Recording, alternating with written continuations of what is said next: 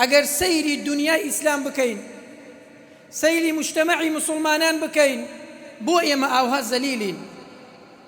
ئەگەر سەیری غەزە بکەی، ئەو هەموو وڵاتە مسلمانە هەیە، بۆ ڕۆژ بە ڕۆژ زیاتر مسلمانان لەوێ زەلیلە بن، بۆ لە بۆڕما بەو شێوەیە زەلیلە بن، بۆ لە وڵاتی خۆمان ڕۆژ بە ڕۆژ مسلمانان زیاتر زەلیلە بن، زیاتر کوفار و بێدینەکان بەسەر مسلمانانە زاڵە بن. ئەی ئێمە خاوەن دینێکی بە عیزەت نیمان، خاوەن گەورەترین دین نیمان کە دینی ئیسلامە، خاوەن گەورەترین خودا نین کە بێشەریکە، کە هیچ دەسەڵاتێک لەسەروی دەسەڵاتەکانیەوە نییە. ئەی بۆ خۆی پەروەردگار ڕۆژ بە ڕۆژ دەلیلمانەکە، بۆ خودای پەروەردگار سەرمان ناخە.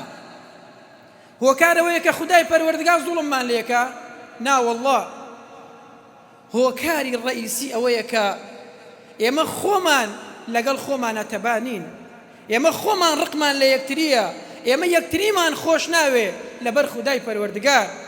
ئەگەر سەیری ژیانی سەحابەکان بکەن، سەیری غەزای بەدر بکەن کە 300 و چەند سەحابەیەکن بەرامبەر 1000 کوفار، 1000 کوفاری مسلح شەڕەکەن کە بە هەموو شێوەیەک تێر و پڕن، بەڵام خودای پەروەردگار نەسرەتیان نەداتێ. بۆ؟ چونکە خاوەن یەک دڵن. 300 و ئەوەنە لاشەن، خاوەن یەک دڵن. 300 و ئەوەنە لاشەن، خاوەن یەک وتەن.